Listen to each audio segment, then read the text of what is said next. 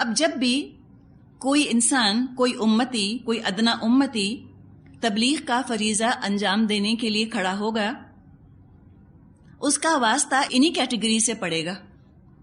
آج بھی آپ کو ابو جہل کی قسم کے لوگ ملیں گے، آج بھی عبداللہ بن ابی جیسے لوگ ملیں گے، یعنی اس حد کے تو نہیں ملتے جلتے.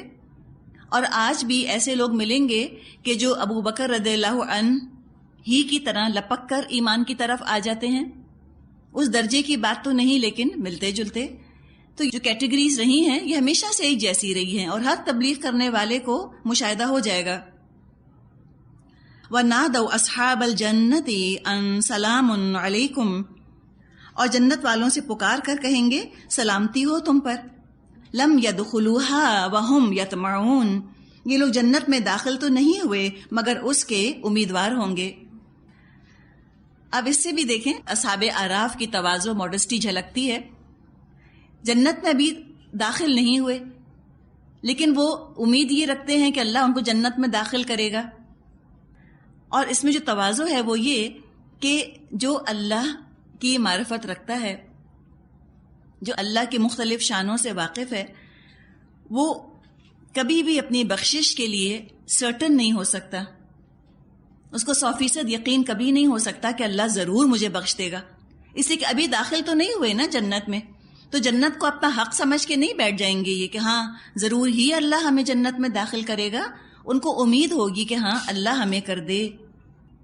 تو عاجزی رکھنے والے لوگ جنت کے معاملے میں کبھی بھی امید اور لالچ کے درجے سے اٹھ کر سرٹنٹی کے، یقین کے لیول پر نہیں جاتے کہ یقیناً ہم جنت میں جائیں گے، میں یقیناً جنت میں جاؤں گی، یہ نہیں کہتے. ابراہیم علیہ السلام کا بھی انشاءاللہ ہم قول پڑھیں گے سورۃ الشعراء میں آیت نمبر 82-82.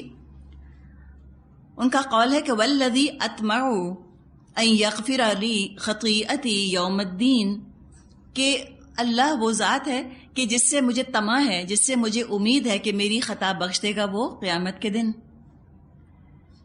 نبی اکرم صلی اللہ علیہ وسلم کا بھی قول ہمیں ملتا ہے بخاری اور مسلم میں کہ آپ نے فرمایا کہ کوئی انسان اپنے اعمال کی وجہ سے جنت میں داخل نہیں ہوگا جب تک اللہ کی رحمت اس کو نہ ڈھانک لے. تو کسی نے سوال کر لیا کہ کیا رسول اللہ صلی اللہ علیہ وسلم آپ بھی؟ آپ نے فرمایا ہاں میں بھی. تو وہ بھی طمع رکھیں گے، امید رکھیں گے کہ اللہ ان کو داخل کر دے گا جنت میں. وَإِذَا صُرِفَتْ أَبْصَارُهُمْ تِلْقَاءَ أَصْحَابِ النَّارِ، اور جب ان کی نگاہیں دوزخ والوں کی طرف پھریں گی تو کہیں گے قَالُوا رَبَّنَا لَا تَجْعَلْنَا مَعَ الْقَوْمِ الظَّالِمِينَ، وہ کہیں گے اے رب ہمارے ہمیں ان ظالم لوگوں میں شامل نہ کیجو.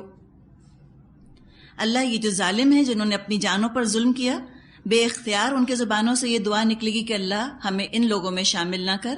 اس درجے ان کے اندر خدا خوفی ہوگی. اور پھر جہنم کی ہولناکی جس طرح وہ دیکھ رہے ہوں گے تو وہ اللہ سے دعا کریں گے. آگے فرمایا آیت 48 وَنَادَى أَصْحَابُ الْأَعْرَافِ رِجَالًا يَعْرِفُونَهُمْ بِسِيمَاهُمْ قَالُوا مَا أَغْنَى عَنْكُمْ جَمْعُكُمْ وَمَا كُنْتُمْ تَسْتَكْبِرُونَ. پھر یہ اعراف کے لوگ دوزخ کی چند بڑی بڑی شخصیتوں کو ان کی علامتوں سے پہچان کر پکاریں گے دیکھ لیا تم نے، آج نہ تمہارے جتھے تمہارے کسی کام آئے، نہ وہ ساز و سامان جن کو تم بڑی چیز سمجھا کرتے تھے. جمعکم کی بات آئی ہے نا کہ تمہارے جتھے، تمہاری فوجیں، تمہارا مین پاور. پتہ چلا کہ جہنم میں اکثریت ان لوگوں کی ہوگی جو دنیا میں بہت مال، دولت، پیسے، پوزیشن، پاور والے تھے، جن کے ارد گرد لوگوں کا بڑا جمگھٹا رہتا تھا.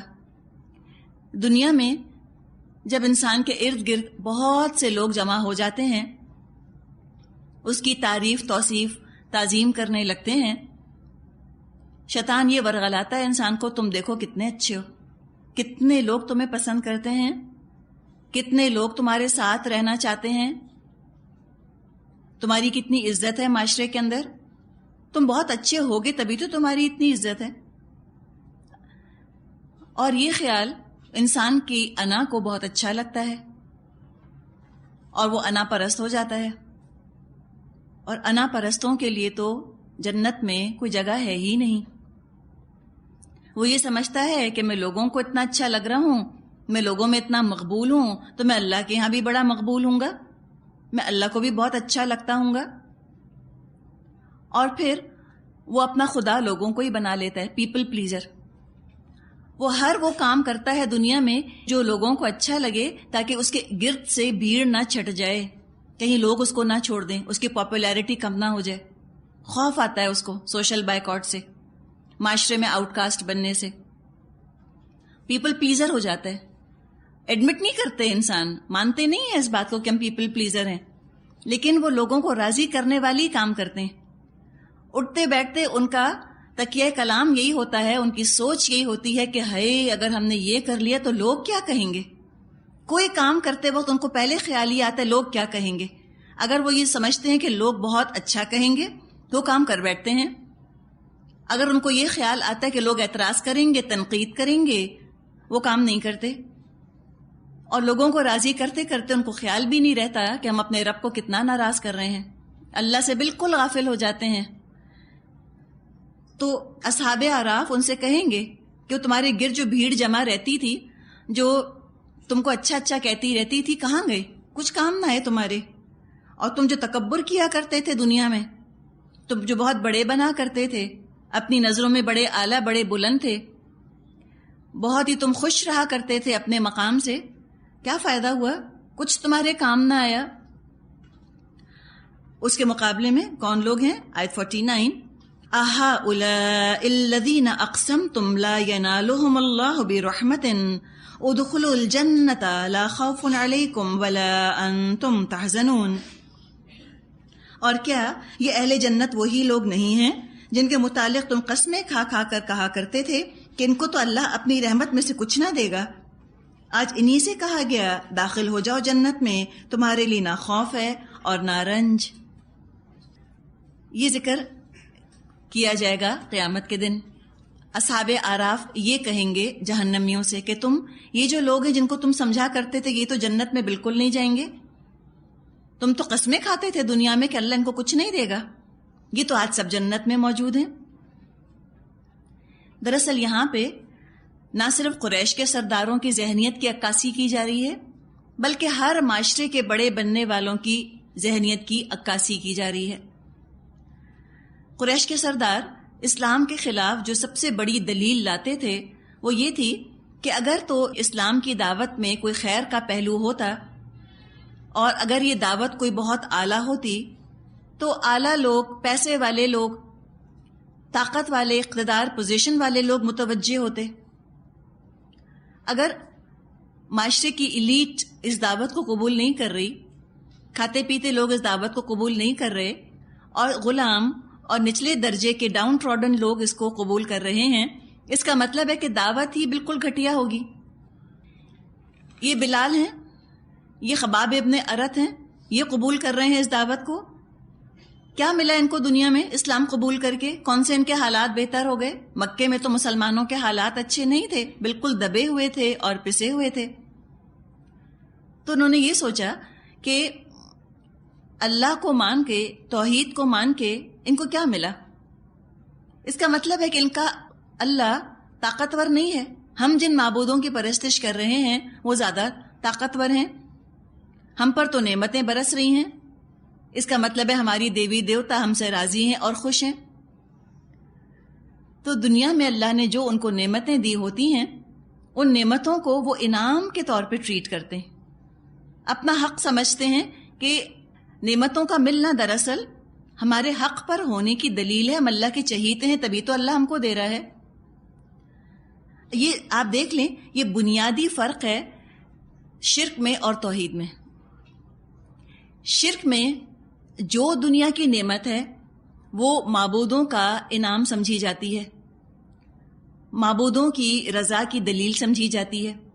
ہر دنیا کی نعمت، ان کا معیار، کرائٹیریا ہی یہ ہے کہ جس سے معبود راضی ہوتے ہیں ان کو لکشمی ملتی ہے، دولت ملتی ہے، اولاد ملتی ہے، صحت ملتی ہے. اور ان کا خیال یہ ہے کہ جو دنیا میں مشکلات آتی ہیں دراصل وہ سزا کے طور پہ آتی ہیں. اب ہوتے ہوتے ہم مسلمانوں کے اندر بھی یہی عقیدہ سرائیت کر گیا ہے نا. ہم بھی یہی سمجھتے ہیں نا.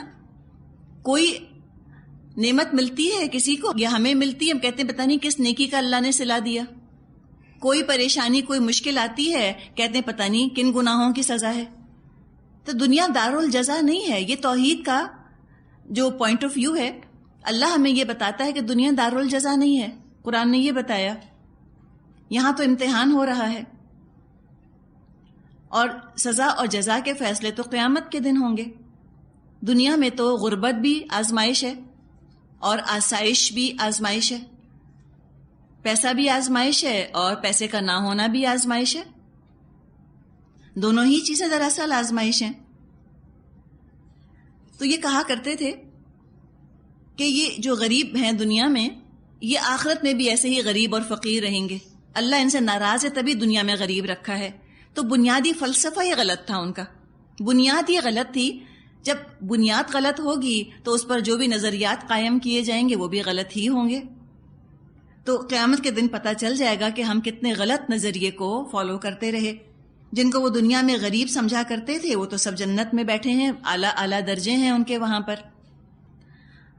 آیت نمبر 50 وَنَادَى أَصْحَابُ النَّارِ أَصْحَابَ الْجَنَّةِ أَنْ أَفِيضُوا عَلَيْنَا مِنَ الْمَاءِ أَوْ مِمَّا رَزَقَكُمُ اللَّهُ. اور دوزخ کے لوگ جنت والوں کو پکار کر کہیں گے کچھ تھوڑا سا پانی ہم پر ڈال دو، یا جو رزق اللہ نے تمہیں دیا ہے اسی میں سے کچھ ہماری طرف ڈال دو. کیا محتاجی ان کی ہوگی. جس طرح جنت والے دوزخ والوں کو دیکھ رہے ہوں گے، اس سے کیا ہوگا؟ شکر گزاری میں مزید اضافہ ہوگا نا کہ اللہ نے بچا لیا. کہیں گے اللہ تیرا شکر، تو نے ہمیں بچایا. تو جیسے جنت والے دوزخ والوں کو دیکھ رہے ہوں گے، اسی طرح دوزخ والے جنت والوں کو دیکھ رہے ہوں گے. ان کے اندر کیا کیفیات آ رہی ہوں گی؟ غم، رنج، پچھتاوا، افسوس، بٹرنس، اپنے اوپر غصہ. یہ بھی سارے جہنم کے عذاب ہیں. جیسے جنت رنج، غم سے، غصے سے، پچھتاوے سے پاک جگہ ہے. فرمایا لا خوف علیہم ولا هم یحزنون. یہ ہم پڑھ رہے ہیں نا، یہ جنت کی شان ہے. اور دوزخ میں کیا ہوگا؟ ہر طرح کا خوف، ہر طرح کا غم، ہر طرح کا رنج. نہ صرف جسمانی تکالیف ہیں جہنم میں، بلکہ نفسیاتی، جذباتی تکالیف بھی ہیں. ہر طرح کا مینٹل، فزیکل ٹارچر جہنم کے اندر جمع ہو گیا. یہ بھی ان کے لیے ٹارچر ہوگا. وہ دیکھیں گے جنت والے کتنے مزے کر رہے ہیں تو مانگیں گے کہ تھوڑا سا ہمیں دے دو. قالو، وہ جواب دیں گے، جنت والے جواب دیں گے، ان اللہ حرمہما علی الکافرین. یہ دونوں چیزیں ان منکرین حق پر حرام کر دی گئی ہیں. کن پر؟ الذین اتخذوا دینہم لہوا ولعبا، جنہوں نے اپنے دین کو کھیل اور تفریح بنا لیا تھا. وغرتہم الحیات الدنیا، اور جنہیں دنیا کی زندگی نے فریب میں مبتلا کر رکھا تھا. فَالْيَوْمَ نَنْسَاهُمْ كَمَا نَسُوا لِقَاءَ يَوْمِهِمْ هَذَا وَمَا كَانُوا بِآيَاتِنَا يَجْحَدُونَ. اللہ فرماتا ہے آج ہم بھی انہیں اسی طرح نظر انداز کر دیں گے جس طرح وہ اس دن کی ملاقات کو نظر انداز کرتے رہے اور ہماری آیتوں کا انکار کرتے رہے. یہ ان کا قصور تھا جو ان کو جہنم میں لے گیا. جنت والے کہیں گے کہ ہم تم کو جنت کی کوئی نعمت نہیں دے سکتے. یہ حرام جو ہے اپنے اصلی صحیح لغوی معنوں میں لفظ آ رہا ہے، یعنی روک دینا کسی چیز سے، محروم کر دینا کسی چیز سے. دوزخ میں تو جائیں گے ہی وہ لوگ کہ جو اللہ کی چند حرام کی ہوئی چیزوں سے اپنے آپ کو روک نہ سکے. اس قدر ٹیمپٹ ہو جایا کرتے تھے حرام سے کہ انہوں نے اپنے آپ کو روکا ہی نہ، شریعت کی پابندی کو گوارا نہ کیا. نتیجہ یہ نکلے گا کہ وہ آخرت کی جو ہمیشہ ہمیشہ کی زندگی ہے اس میں وہ ہر طرح کی نعمت سے محروم ہوں گے. کتنا مہنگا سودا ہے جو کیا، کتنا حماقت کا سودا کیا. چند دن کی زندگی میں اپنے آپ پر یہ قابو نہ رکھ سکے اور ہمیشہ کی زندگی میں اپنے آپ کو محروم کر لیا. اور دین کو انہوں نے تماشا سمجھا. اپنی خواہشات کے خلاف کوئی سنجیدہ سے سنجیدہ حقیقت بھی اگر آ جاتی تھی ان کے سامنے، مذاق ہی سمجھتے تھے اور مذاق ہی میں اسلام کی تعلیمات کو اڑا دیا کرتے تھے. دین کوئی ان کے لیے سیریس ایشو نہیں تھا، کوئی سنجیدہ معاملہ نہیں تھا. مین سٹریم لائف سے دین کا تعلق ہی نہ رہا تھا. ایک سائیڈ ایشو تھا، پاس ٹائم تھا، سیکنڈری ایشو. ٹھیک ہے، فرصت ہوگی تو سوچ لیں گے اس کے بارے میں. یہ رویہ تھا دین کے بارے میں ان کا. اصل زندگی سے، سنجیدہ زندگی سے، عملی زندگی سے کوئی تعلق نہ تھا دین کا. تو ہم بھی ضرور ہی اپنے بارے میں غور کریں کہ ہم کہیں اس کیٹیگری میں تو نہیں ہیں. دیکھ لیں کہ میری زندگی کا اہم ترین ہدف، اہم ترین آبجیکٹو کیا ہے. میں کس چیز کے لیے بہت زیادہ اپنے آپ کو لگا رہی ہوں اور میں کھپا رہی ہوں، کس چیز کے لیے؟ اس کا جواب کوئی دے نہیں سکتا. اس کا جواب آپ خود اپنے آپ کو دے سکتی ہیں صرف، کہ کس کے لیے ہم نے اپنے آپ کو خرچ کر دیا ہے، کھپا دیا ہے. اگر آخرت کے لیے کیا ہے تو واقعی ہم نے آخرت کو سنجیدگی سے لیا ہے، اور اگر ہم دنیا کے لیے کھپ رہے ہیں بالکل، اس کا مطلب ہے کہ واقعی غرتہم الحیات، تو دنیا والے ہو گئے. جو آخرت کا انکار کرتے ہیں پھر وہ دنیا کی زندگی تو ایسے گزارتے ہیں جیسے کوئی ان کو پوچھنے والے ہی نہیں ہے، کوئی حساب کتاب ہی نہیں ہونا. اگر تو کوئی اللہ کا بندہ ان کی توجہ دلائے کہ بھی حساب کتاب ہوگا، تم رولز اینڈ ریگولیشنز کے حساب سے اپنی زندگی گزارو، تو اس کے پیچھے پڑ جاتے ہیں کہ بس تم تو ڈرا ڈرا کر مار ڈالو ہم کو، ہم تو کچھ انجوائے ہی نہیں کر سکتے. بس شروع ہو گیا ان کا درس. یہ ان کا رویہ ہوتا ہے. تو اللہ تعالیٰ فرمائے گا ٹھیک ہے، آج ہم تمہیں اگنور کر رہے ہیں. نسیہ کے لفظی معنی ہوتے ہیں بلا دینا یا بھول جانا. اللہ تو کچھ نہیں بھولتا. بلانے سے مطلب ہے اگنور کر دیں گے. اللہ کی آیات میں بحثیں کرتے رہے. وَمَا كَانُوا بِآيَاتِنَا يَجْحَدُونَ، سختی کے ساتھ اللہ کی آیات کا انکار کرتے رہے. یہ ان کا پاس ٹائم تھا، اس میں انہوں نے وقت گزارا دنیا میں. عمل سے کوئی مطلب ہی نہیں. ساری توجہ عمل کے بجائے احکام کی اوتھینٹسٹی اور اس کی حکمت پر بحث کرنے میں گنوا دی. اور نیت کیا تھی؟ نیت یہ تھی کسی طرح ثابت ہو جائے کہ شریعت کے احکامات نہایت احمقانہ ہے، ریڈیکولس ہیں، نعوذ باللہ. یہ ہے اللہ کی آیات کو ہرانے کی کوشش. اس کا نتیجہ وہ دیکھ لیں گے. دوزخ میں ان کو ڈال دیا جائے گا اور کہہ دیا جائے گا ان سے، آیت نمبر 52 سے 53، وَلَقَدْ جِئْنَاهُمْ بِكِتَابٍ فَصَّلْنَاهُ عَلَىٰ عِلْمٍ هُدًى وَرَحْمَةً لِقَوْمٍ يُؤْمِنُونَ. ہم ان لوگوں کے پاس ایک ایسی کتاب لے کر آئے جس کو ہم نے اپنے علم کی بنا پر مفصل بنایا تھا، اور جو ایمان والوں کے لیے ہدایت اور رحمت تھی. اب یہ قول دونوں طرف چل سکتا ہے. جہنمیوں سے بھی ہو سکتا ہے یہ کہا جائے گا کہ کتاب تو آئی تھی، اس میں تھی ہدایت، اس میں تھی رحمت، تمہیں نے اس کو اگنور کیا، تمہارے پاس کبھی ٹائم نہ نکلا اس کو پڑھنے کا. یا یہ آج بھی خطاب ہو سکتا ہے لوگوں سے کہ آج دیکھو، آج تو تم زندہ ہو نا. یوں سمجھے کہ مستقبل سے دوبارہ یہاں پر ماضی میں ہمیں لایا جا رہا ہے. ابھی ہم کہاں زندگی گزار رہے ہیں؟ ہم ایک سمجھیں کہ ہم ایک طرح سے ماضی میں گزار رہے ہیں نا. آگے تو مستقبل جو ہے ہمارا وہ تو جنت ہے، اور جنت میں جب پہنچ جائیں گے یا جو لوگ دوزخ میں چلے جائیں گے ان کو تو بھی دنیا ظاہر ہے ماضی لگے گی.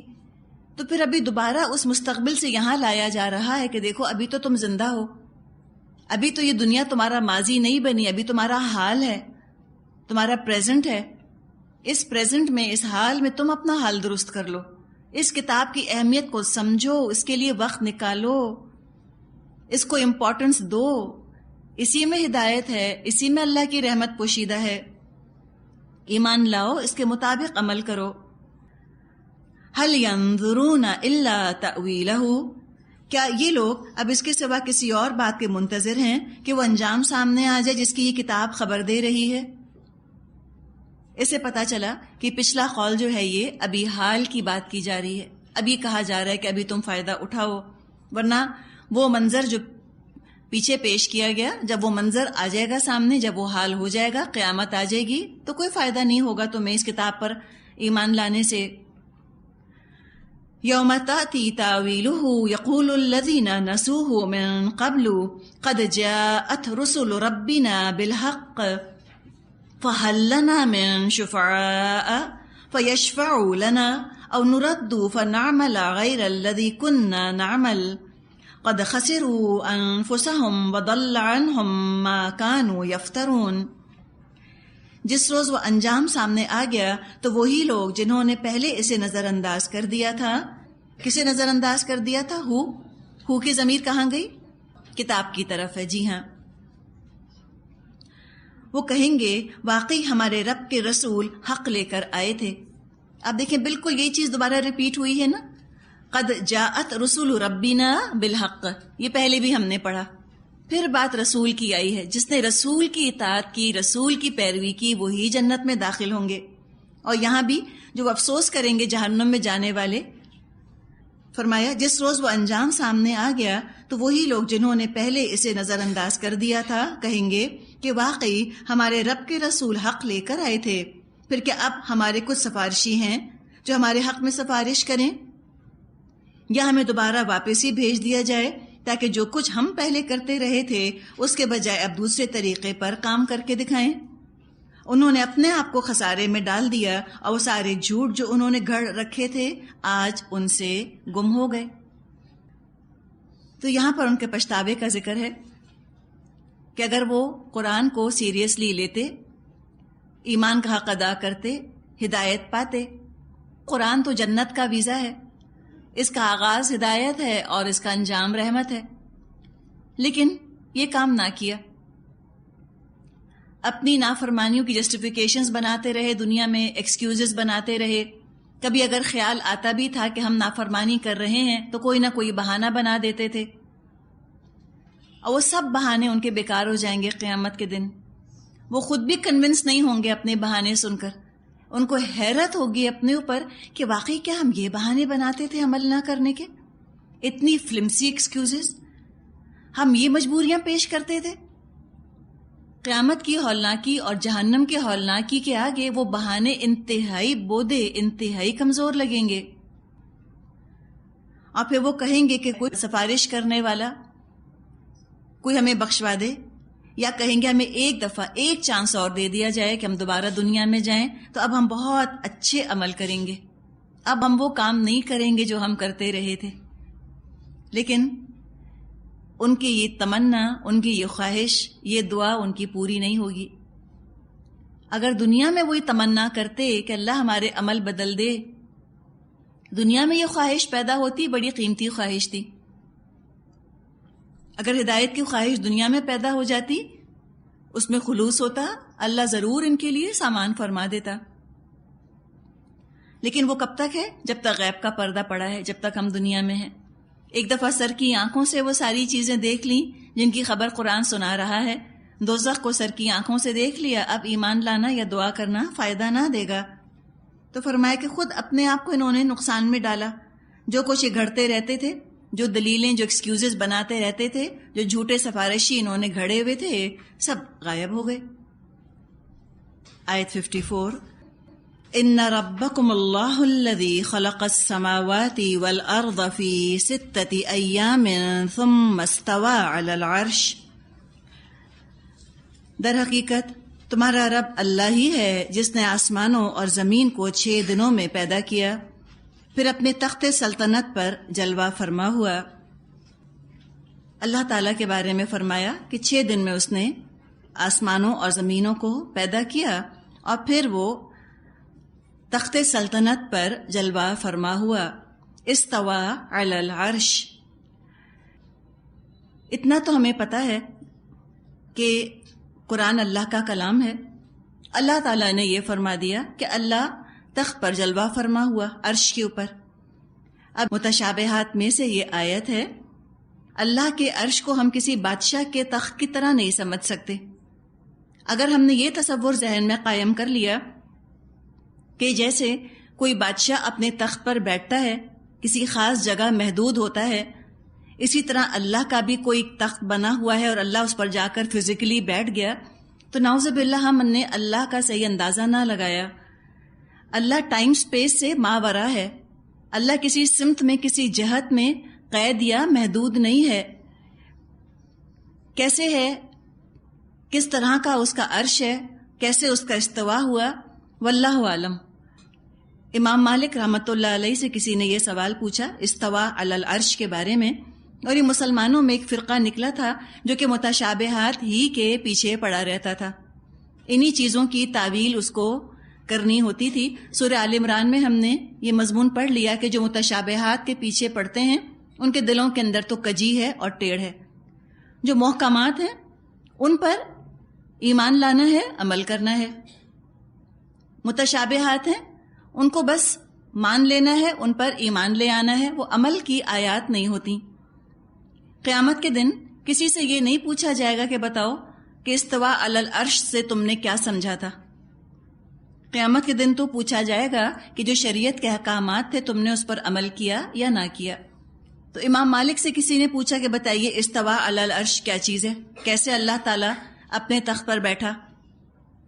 تو انہوں نے جواب دیا کہ استوا معلوم، اتنا پتہ ہے کہ استوا ہوا، کیفیت مجہول، کیسے ہوا ہم نہیں جانتے، والسؤال بدعۃ، اور اس کے بارے میں سوال کرنا بدعت ہے، اس کے بارے میں پوچھنا نہیں چاہیے، اس لیے کہ انسان کا ذہن الجھتا ہے، ہم سمجھ نہیں پاتے۔ یغشی اللیل النہار یطلبہ حثیثا والشمس والقمر والنجوم مسخرات بامرہ، جو رات کو دن پر ڈھانک دیتا ہے اور پھر دن رات کے پیچھے دوڑا چلا آتا ہے، جس نے سورج اور چاند اور تارے پیدا کیے، سب اس کے فرمان کے تابع ہیں۔ ڈھانکنے کی بات کی گئی، ڈھانپ دیتا ہے رات کو دن سے، اڑا دیتا ہے رات پر دن کو۔ زمین خود سے تو اپنی ذات سے تو اندھیری ہے، اور روشنی اور دن تو اوپر سے سمجھے کہ لحاف کی طرح اڑایا جاتا ہے، یعنی زمین میں روشنی انہیرنٹ نہیں ہے، اپنی ذات سے تو مٹی اندھیری ہوتی ہے اور روشنی اس کے اوپر سے اڑا دی جاتی ہے، سورج کی روشنی۔ دیکھیے بالکل اسی طرح انسان نہیں ہے، انسان کا جسم مٹی سے بنا ہے نا، تو اپنی ذات سے تو انسان کے اندر نور نہیں ہے، خود سے نور نہیں پا سکتا۔ یہ تو وحی کا سورج جب جگمگاتا ہے تو وحی کی روشنی میں، وحی کی روشنی سے اپنی زندگی میں وہ نور پیدا کرتا ہے، نور آ جاتا ہے اس کی زندگی میں، ورنہ بغیر وحی کے، جیسے بغیر سورج کے زمین پر روشنی نہیں ہو سکتی، بالکل اسی طرح بغیر وحی کے انسان کے اندر بھی نور روشنی آ نہیں سکتی۔ حثیث کا جو لفظ یہاں پر استعمال کیا گیا، تیزی کے ساتھ دوڑنا کسی کے پیچھے، جلدی جلدی کہیں سے آنا۔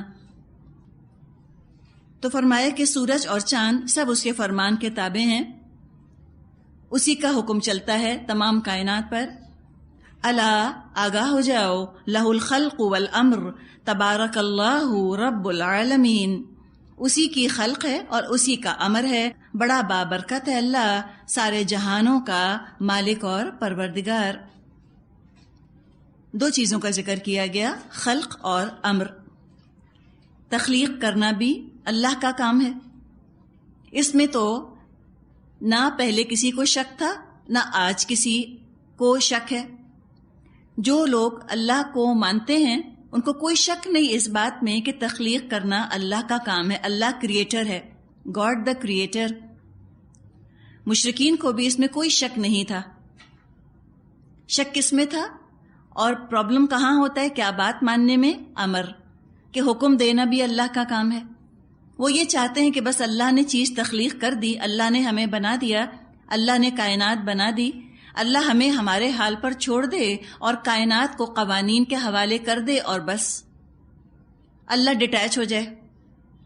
بلکہ وہ کہتے ہیں اللہ ڈیٹیچ ہو گیا، اب اللہ کو کوئی مطلب نہیں کہ انسان کیا کرتے ہیں، اللہ کو کوئی مطلب نہیں کائنات میں کیا ہو رہا ہے۔ اور اگر اللہ کا امر مانے تو پھر پابند ہونا پڑتا ہے کہ نہ صرف اللہ نے ہمیں پیدا کیا بلکہ اللہ ہمیں حکم بھی دیتا ہے۔ چونکہ یہ پابندی گوارا نہیں ہے لہٰذا ڈینائی کر دیتے ہیں کہ اللہ حکم دیتا ہے۔ اللہ کا انکار تو اکثر لوگ نہیں کرنا چاہتے، ان کی فطرت نہیں گوارا کرتی اس بات کو۔ اللہ کو مانے اور اللہ کا حکم مانے تو زندگی کی رونقیں کم ہوتی نظر آتی ہیں، اللہ کو نہ مانے تو ضمیر ملامت کرتا ہے، روح کو چین نہیں آتا۔ تو ایک انہوں نے کمپرومائز کیا ہے، اس طرح سے ایک درمیان کا راستہ نکالا ہے کہ اللہ کو مانو اور اللہ کو حکم دینے والا مت مانو، اللہ کو بس خلاق مانو، خالق مانو، اللہ کو مالک مت مانو، حاکم مت مانو۔ اس سے ضمیر کا تقاضا بھی ان کا پورا ہو گیا اور خواہشات بھی پوری ہو گئیں۔